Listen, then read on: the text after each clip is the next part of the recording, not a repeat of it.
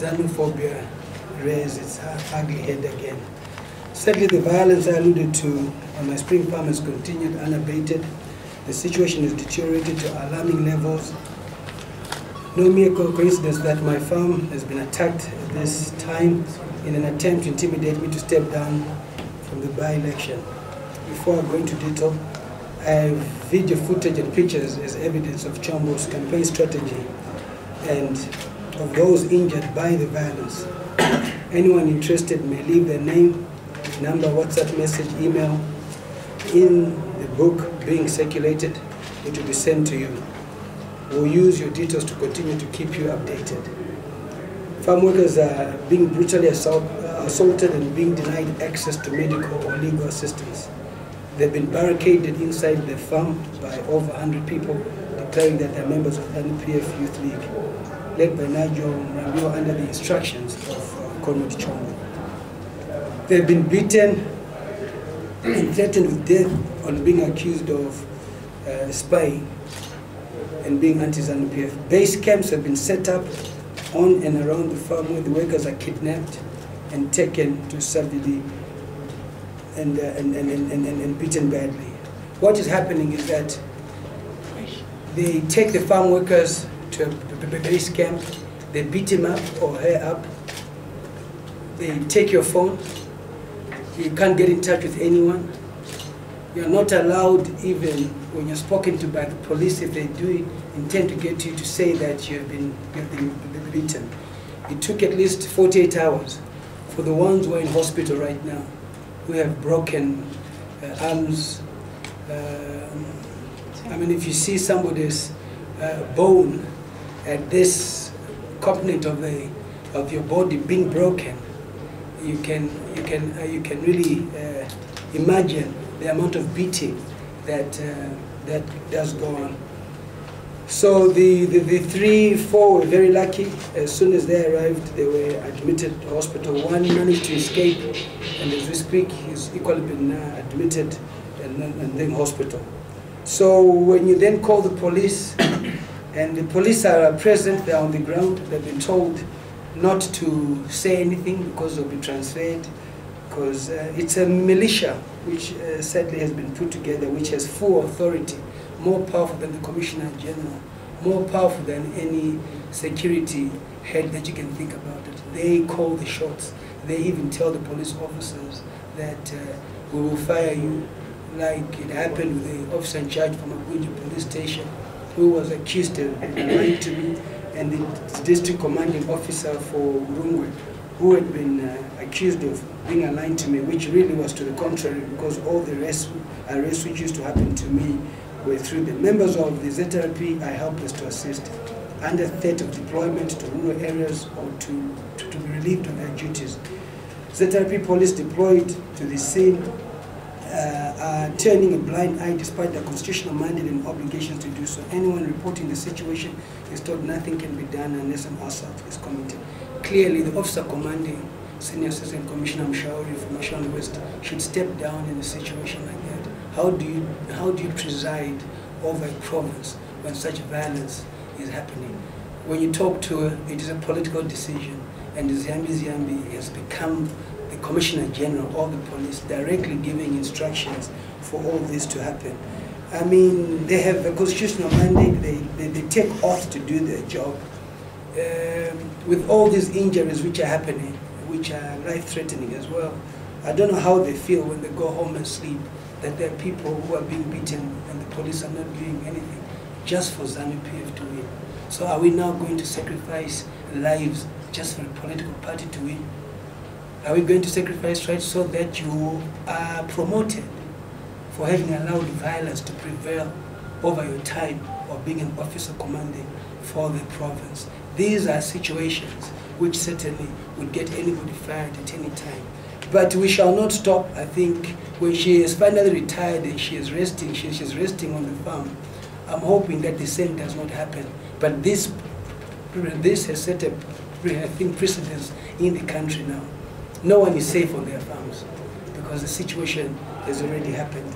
And I'm glad to say that I I'm totally, I'm actually putting together a letter legally to write to the government. We're withdrawing, having to surrender the farm to the government. I don't need a farm where today if I go there, and I am reminded where my workers were beaten, where human beings were beaten, where blood was shed. It's totally unnecessary. It's not worth it. Farming is a business. At the end of the day, I must be compensated for the infrastructure which I've put in, which the government has authorized me to do that. I'm saying this and I hope the culprits can hear this. I hope the leadership of Zanuphobia can hear this. I'm surrendering the farm to you in the next 24 hours. Stop beating people up. It's not worth it. I'm surrendering it to you. Please stop beating people up. They don't even vote in my constituency. These are innocent people who are working. And today I'm going to have workers who are cripples. How do you sustain that? If you have a conscience at the end of the day, how do you live with somebody who's been cooking for you for the past 10 years and now their arm has been broken? How do you face that? So I am surrendering the farm in the next 24 hours. Stop beating people up. It's not worth it. You know, the land reform happened with so much violence, and I must say that it made me realize that if at all I was also part of the people who was violent in taking over the farm, I regret and I'm sorry. I regret and I'm sorry. It's not worth it. We were part of a system which believed violence is the only way forward. And it's only now that we're out of a system that we realize that we do not have to really beat people up. We do not have to resort to violence to take over farms. And that violence, you can see, is a culture. It's now black on black. Even white violence is not acceptable. Violence of any sort is not acceptable at all. I'm glad to say that I went before the courts of this country, accused of having created violence on my farm, but I was acquitted with my workers. So I'm hoping that those again who are said to have perpetrated violence on their farms must equally face the courts. It can't be Mliswa only facing the courts. And when I talk about this, we know instances of the people in power today who were ringleaders of the violence which happened in the land reform. Can they face the courts today? And is the system prepared to take them before the courts? The perpetrators are known and currently on the scene, but no arrests have been made, as I alluded to. The following farm workers and employees were beaten and able to make reports. Patricia Ndumba, she reported to the police through her son, RB number 2401249. I'll repeat, RB number 2401249. Alexander Mtasa, Ephraim Wale, Chamunora, Chogwa, who is in hospital. Crichton Nyoni, we don't know where he is right now. Swinny Lendrovu, we don't know where she is right now. Itai Mufara, we don't know where Itai is. Prosper Rice, we don't know where Prosper Rice is. Meeting Rice is in hospital. Stand Fine Mashira again, RB number. All this, the RB number is 240/1248. My concern is no longer with the farm itself, but for the lives of the poor, innocent people barricaded at the farm. Anyone able to escape and sighted in town or surrounds is captured and returned to the farm. That's the country that we're in. That's the country that we're living in today. And I want you to just picture that. These are innocent people. Absolutely innocent. As I speak, 7 of my cattle are missing on the farm. Maize is being stolen. I have a contract with seed maize, like I said, is being stolen. No security personnel is allowed to go and protect the maize, so they're certainly helping themselves to the maize. I'd like to see justice being served in this as a matter of urgency. I'd like to see the police exercise its mandate and to protect and serve the community as opposed to becoming pawns in a political game. If the government wants to repossess the farm, there are processes and procedures that may be followed that are clearly articulated in the 1990 lease agreement, and it includes the provision for compensation for improvement and assets. The minister writes to you clearly. in the 99 years. It can be used as collateral and indicates that he wants to take the farm from you, or she wants to take the farm from you, or government wants to take the farm from you. Within those 3 months, all the paperwork is done. I remember saying that you can't have this farm, just follow the procedure. And for them to then go and beat up people, it still boggles my mind. I have no problem if they would like to institute the course of action. However, what I'm vehemently against are these savage attacks against the farm workers. I'm not one who likes to live in uncertainty or the threat of having my farm taken from me, hang over my head. If they're to take it, then let it be. After all actions will probably once again set a precedence to others. I somehow have developed a reputation of being first at everything. I was the first provincial chairman to be sacked, and others followed. I was the first with Comrade Mtasa, Zanuphobia, Member of Parliament, to be expelled. Equally, today I'm the first whose farm has been invaded. But I'm never the last. The question is, who's next? The officer commanding of Mashon West itself has got a farm. Not as productive as mine. And I'm hoping that generations to come will read into this. And they know how to possess a farm in a manner which everybody agrees with. Should they be injured or killed or taken to the farm, you know, what has become blatant is a culture of violence, which whether you're at the farm, whether it's politics in the constituency, it goes unabated.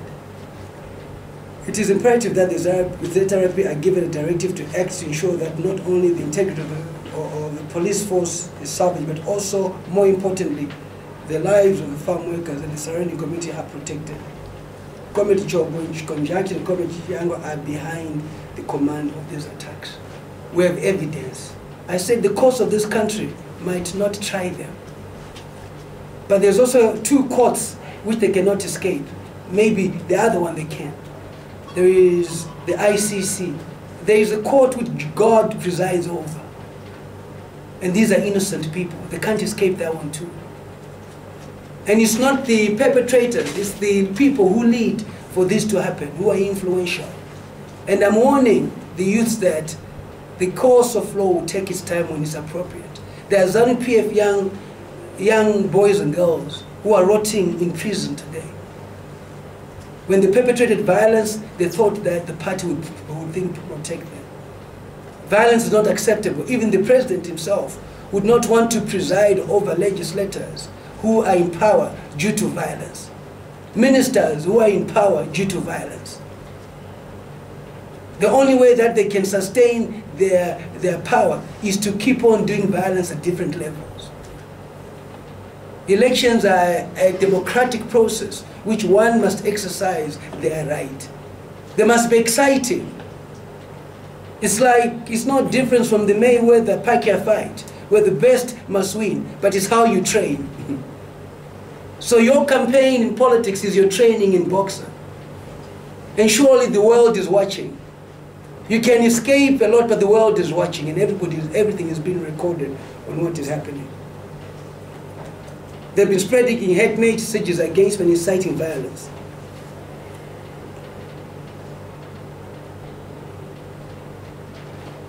He has already commissioned that 43 of the village heads on video would be getting assistance in the elections.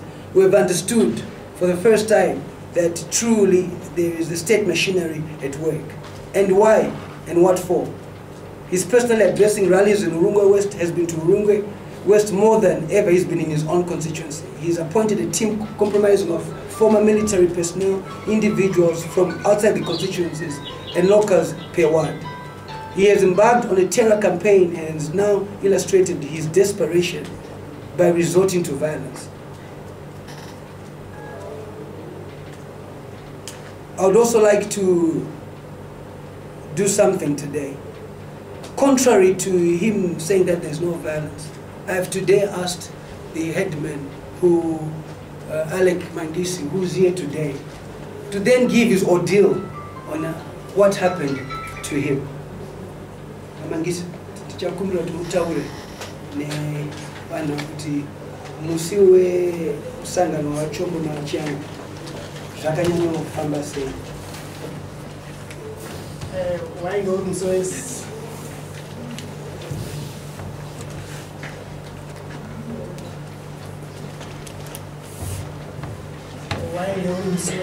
Saturday. Chombo kadainzira musangano pamashuma business center. Ndobataita meeting nawo ndobatapedza. Ndobazoti masabhuku mose kudai kusembe business center yanga yakasandi. Ndokubva taenda kumandokurara ndomuka sandi ndokupinda mroti taenda kusembe business center. Tasvika apo pakaita musangano wawo. Taita musangano tapakati pemusangano. Vakatiwo tine vanhu vanofamba navo Mliswa. Tinoda kuti mutaure. Ndokubva kwataura mamwe madzimai ikoko. Kwataura mumwe kusiya nendijini. Ndobva vazotsimudza ini Alec Mandisi. Vatitaura ini ndainge ndiri ward coordinator naMr Mliswa. Zvazitaura mafambiro aMliswa. Ini ndovandavati ini handingakwanisa kuziva mafambiro aMliswa nekuti pari zvinharapo kuno zvakanzi usiku wamauti wangauinavo. Ndakati kwete handiziva kuti usiku hwacho ina ndakarara. Zvakanzi aona tichimbogara pasi. Vakagara pasi asi tazvokundovhundutsira. Saka zvadaro ndovazonditsumudza futi kwechipiri. Ndakanzi iwewe zvauti mutauro chokwadi titaura kuti nezuva wangaona Mliswa usiku. Ndakati ini ndandoko ndinongopindura kuti kana paine akaona Mliswa angangotaura kuti akavaona asi hapana kukwanisa kutaura kuti akadi akavaona. Ndokubva vanditi chibva ipapo ndibva ndasimuka. Vakandibata vaFilipi Chiapati vakandibata ndibva ndabuda navo panga vari. Ndobva vatanga kundirova ndobva kwayama kumayuth 5. Ndokubva vandibata bhachi rangu iri kukona ndokona ndobva vandisa kumhepo vakabata bhachi. Vakati uchataura zvakanaka.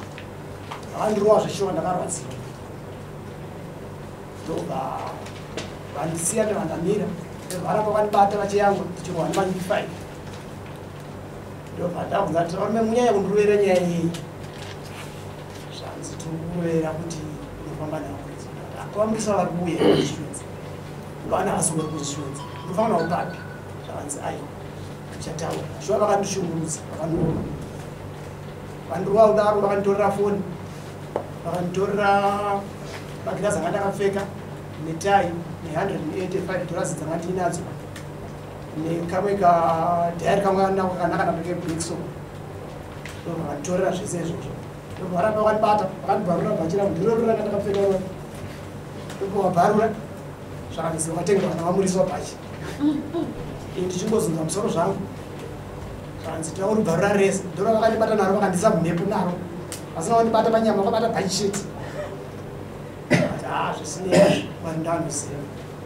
Kusvika funga takaita hours of minutes vachindishungurudza. Ndobva vazondisiya. Ndobva ndafamba zvangu ndichienda. Asi vakandiponza kuti kuteera kumba ikoko. Saka nokuda kwokutya ini handakwanisa kusvika kumba. Manda handina kuenda kumba. Ndainge ndiri musango. Chipiri handina kuenda kumba. Ndainge ndiri musango. Usiku hwechipiri ndobva ndikati izvi zvokuti ndisvika ndipewe chikafu. Ndikati ngoshinga nditi ndisvike. Wanga wava usiku hwechitatu mwezi wechipiri. Ndobva ndasvika kumba kuye madzimai vatonditi mamuri kutanzwa kuti maruvanata azvibvunzei. Ndotochaipo panapa ndabe ndiri panapa ndakanzi kutirwa. Ndobva ndatiza pamba ipapo. Ndobva ndauya kurodi. Ndobva ndaona mota dzaiuya kuno kuHarare dzemabheni. Ndasina mari. Ndongosuzugudza kuti ndichipinda mota dziya ndichipinda ndisvika mukaroi. Saka ndakazanga neimwe mota mukaroi yevanhu vandaiziva. Ndiyo yakazosvitsa kuno kuHarare. Ndazobata vaMliswa. Foni yangu vanditora saka ndakazanga ndaidziya nemusoro ndakumbira foni. Ndakazobata. vakazotitoramo vakanendisa kuna dokta nanasasanda kupedza kubatsa kuna dokta ndomafambiro azvikaita. So if Comrade Chombo is using the state media to say that there was no violence, and that I must be arrested for peddling lies,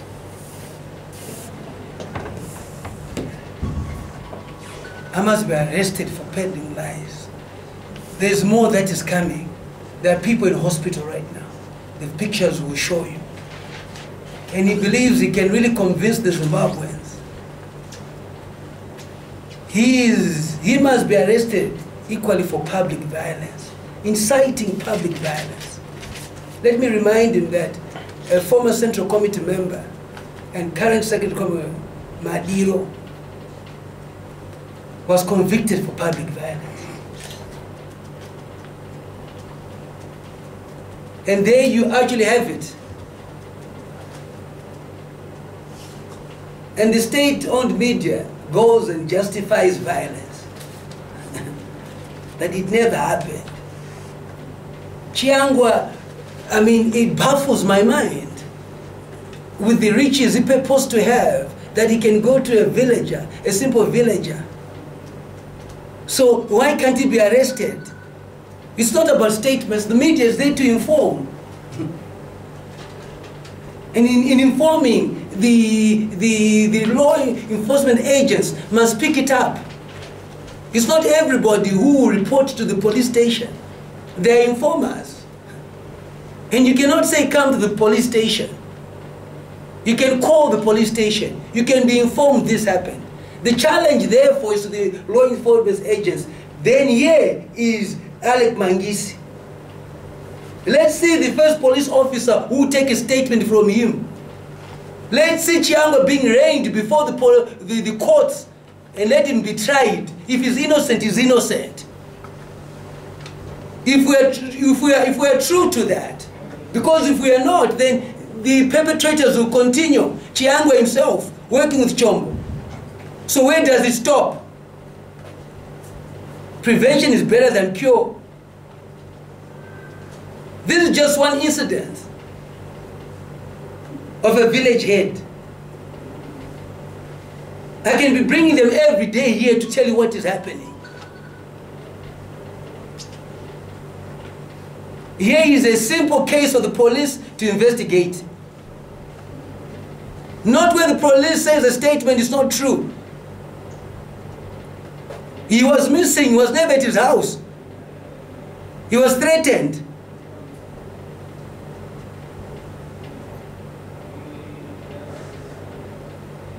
And we can't surely fold our arms and allow this to happen.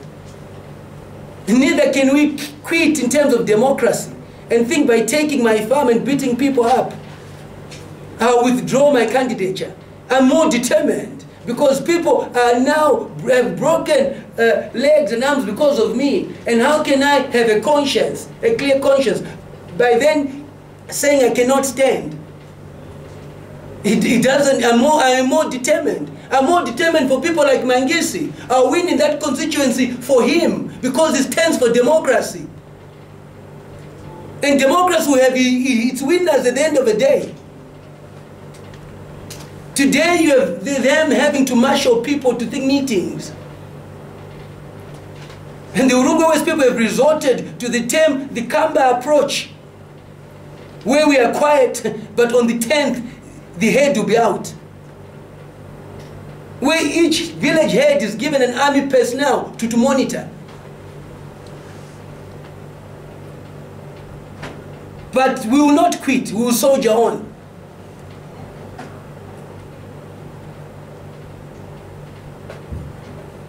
That's my statement for today. If I can take 10 questions, those who want to ask Mr. Mangisi equally, you are free to do that.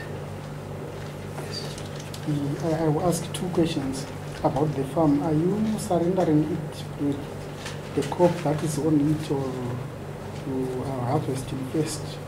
Because I understand you, like you said, you have got a contract with the seed company. I just want to know what will happen to that crop And also about the people you said you don't know where they are, the farm workers who were part of those alleged to have been beaten. Can we then say they have been abducted or something?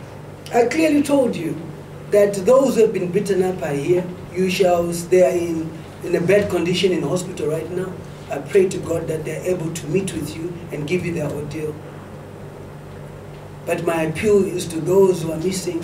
If the police can move in, if it was not for this young man whose mother, the police went looking around, but she had a phone.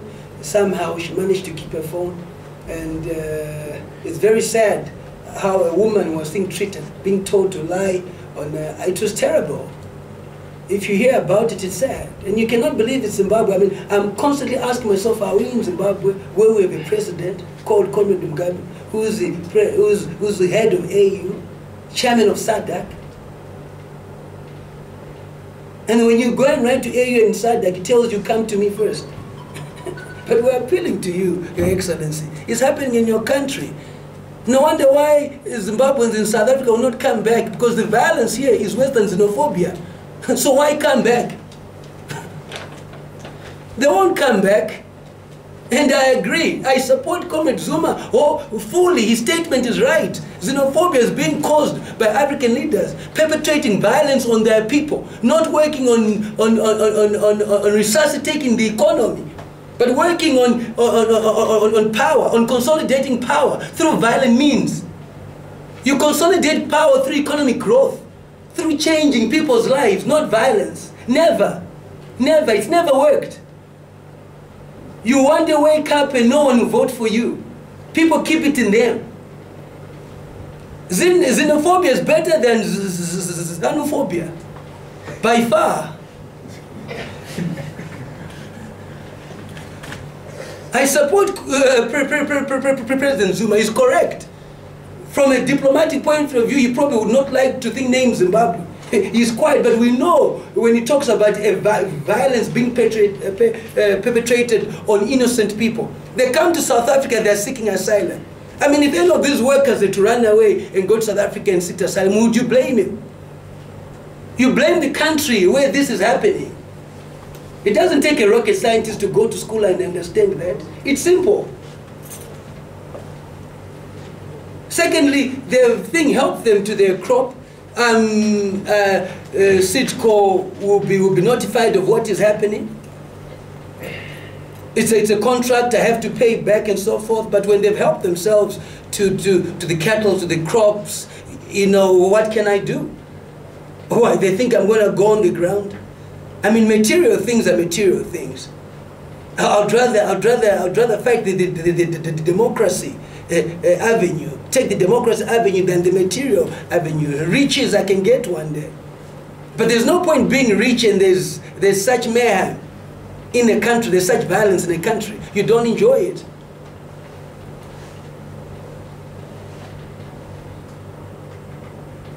Yes? Okay, thank you.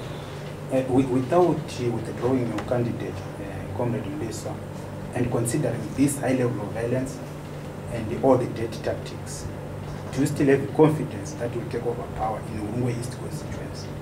I've never at any time ever doubted the people of Urungwe West. Probably before that, would you support, this is my final question, would you really support the prosecution of President Robert Mugabe by the ICC for all crimes perpetrated against humanity since 1980?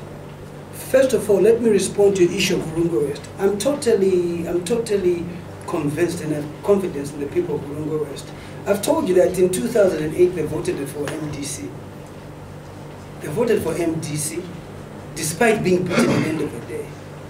And I've always said that you know, the real test politically for Zanuphobia for 2018 is Urungwe West. And already you can see what will happen in 2018. If they are doing that in one constituency, what about a presidential election? That clearly shows you that Kasuku talking about structures. It's not about structures. These are just titles that they get to go in the Politburo, eat, sit, debate on issues, but not come up with proper plans which really mobilize people. Because the commissariat should be heading the mobilization of people towards elections. But he's not there. It is the security which is there. And this is a message that I have for the leadership of Zimbabwe. You one day, the very same security agents you send with guns to go and shoot people, who one day meet the people and will end up leading the people. And I don't know where they'll be leading the people to. I hope you get the whole picture. You are constantly sending them to the people, but one day they will do a reverse. It's not long. It's not long. The people of Zimbabwe, the very same security people, who do a reverse. Because there's a time when somebody will say, I cannot shoot my mother, I cannot beat my mother, I cannot beat my sister, I cannot beat my uncle. It's time to beat that person who has sent me to beat my mother and uncle.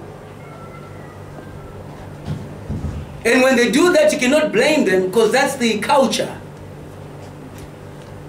That's the culture. And that's where we're heading to.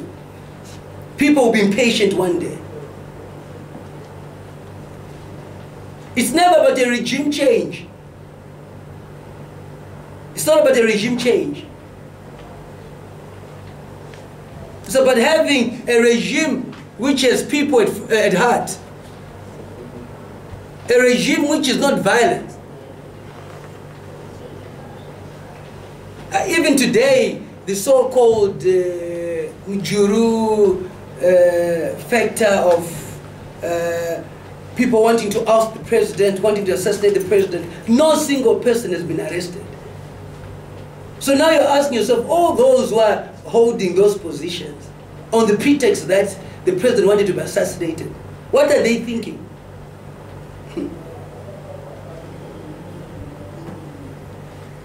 Your question of whether the president must be taken before the ICC, I believe Zimbabwe is a signatory of the ICC, is it not? So you are bound by what you think signed for. You can't, if leaders are violent. And unfortunately, those who are violent are not helping His Excellency. We have seen leaders in the ICC today. Whether the Americans like you or not, Kenyatta was before the ICC. He had to be cleared by the ICC. So if you're a signatory of that, then you must play game. You can't go against what you signed for. Equally, I support that any leaders who are violent must be brought before the ICC. I support that. Without fear, without favor. But in Zimbabwe, we have a process of talking, and because no one has ever been brought before the ICC, they keep being violent.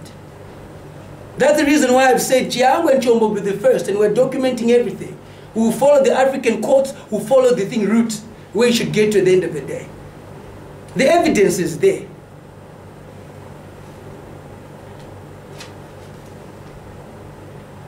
I had equally mentioned that I would not step my foot in Urungwe West, hoping that they would not be violent to the people.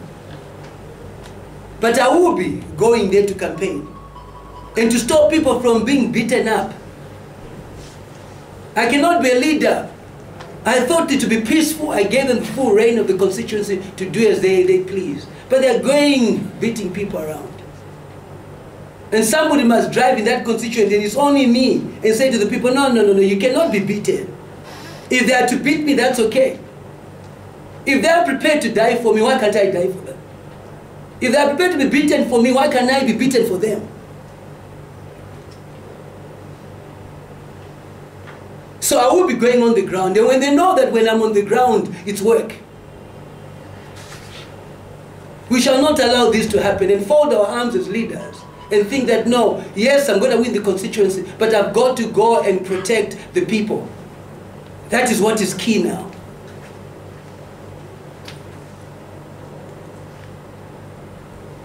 We hear that the media reports were saying Comrade Mliswa's farm was invaded by militia. and yours has been invaded, are we likely to see more invasions to those who are perceived to be the Kamatosis? I thought that one is pretty clear. Mliswa suspended. Are we likely to see more suspension? Yes, and that's the way things are. But I suppose, you know, you're actually lucky when you're first and think last. You know, I remember the first lady on the tour, the first province she came to was Marsh West, and I say I was lucky. Thereafter, it's history. The province after Marsh West is history. But Marsh West, if you look at it, it was actually nice. So I like being first. Listen, I have the ability. The youths in my constituents have said, can we go there? Can we go and support you? Can we go and stand for you? And I've said, no. We can't, you know, you can't fight fire with fire. These are just material things. Yes, mine is concerning the farm. You seem to have said, to have challenged the government that if it wants the farm, it can take it back. Yet at the same time, you are saying you are going to surrender the farm within 24 hours. What is the position? But you've got to understand, if government must not allow anarchy to prevail. You don't. If there's pressure for the farm to be taken away from me, the minister can follow the procedure. That's my point. But they're not prepared to follow procedure. They're after beating up people. I mean, government is a machinery which controls this. And there are provisions in the 99-year lease. There are provisions in the offer letter which gives the minister the power to withdraw. So you have got that power to withdraw, but you still want people to then be beaten. So for me, the best thing is to go and surrender. Because government certainly is after people being beaten. It's pretty clear. So you have to surrender to save people's lives. Yes. So do you think that by surrendering the farm, all the beatings will end? Or it's just a measure for you to get rid of the farm? Or I understand. You know, personally, you know, you've asked me before, would I ever join Zanuphobia?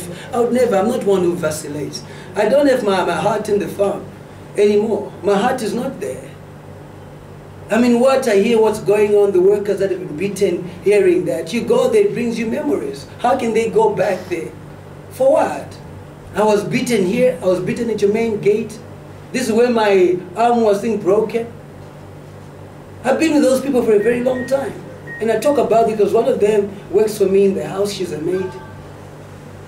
And she's been cooking for me all these years. I mean, you've got to be human about it. It's not worth it. For me, it's not. I don't value material things. I've put in a lot of money to that farm. I've built a new house. The service station I bought. 19-year lease, I paid for everything. I can get material things, but not for those guys to be beaten like that. I can buy a house, but I can't buy life. That's what pushes me. I can't buy life. I can buy a house. There's so much underutilized land in the country. If I have money, I can go and farm anywhere. You know? You have bemoaned violence on black people by black people, and you have said if you took part in any violence in the past year, sorry about that. Is it by any chance an indictment or on your views on the land reform and other empowerment policies by the government? Do you still think, do you still have positive feelings about these empowerment and land reform programs after what has happened now, considering that many people lost their property during that time, lost it through violent means, and you are now also going through the same kind of violence? Do you actually now have a different view on some of these policies that have been implemented by government over the last decade or so? I've always supported the policies that government has put together, but it's the implementation which I don't agree with. I don't agree on violence. That's the reason why I was open enough to say it, because you could equally ask me, yes, there was violence on your farm and so forth. What then happened to that? And I said, yes, I went before the courts. We tried with the workers, were acquitted at the end of the day. And equally, there was violence in all these farms. And those who were involved in the violence must also be cleared by the courts. But there were also court orders that were ignored by government at the height of these land grabs and violence. What do you have to say about that? I mean, there must be rule of law. And it's pretty clear. No wonder why the EU and other investors will tell you that we're not keen to come until there's rule of law. Intellectual property rights are fundamental to any investor. I mean, imagine if a company put in 20 billion in my farm. That's the 20 billion gone. With a 99-year lease, not even an offer letter. So who will ever put money in agriculture? Where youths who are unemployed, the unemployment is crazy. They just get there, they just help themselves to what is there. There's no ways investment to come through. I mean, that's just a pipe dream. No ways. No one will ever put money in there. Even local banks will not. Because the 99-year leases also can be used as collateral. They've been fighting to justify to the banks that they must fund people with offer letters and 99-year leases. And I would say don't. Don't fund, because the money won't come back. Because there's no protection. I thought you would mark up your number. Sorry? I thought you get a loan from CBZ. Yes, I have a loan. I have a 2 million loan from CBZ. But if your farm has been invaded, if the produce that you are farming to be able to pay back is then taken over, I'll have to go before the court and say this is what then happened. So the whole 2 million is lost. It's gone. I have to pay back. I have to pay back.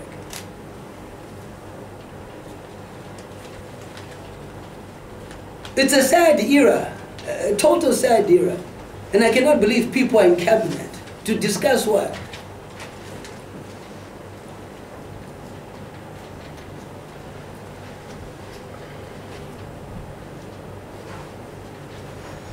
I think if there are no more questions, is there any questions for anyone with questions for Sabo Kumangisi? One-on-one. Okay, yeah, one-on-one. Okay, thank you.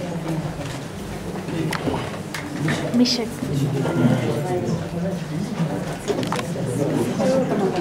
You can come. Mishek.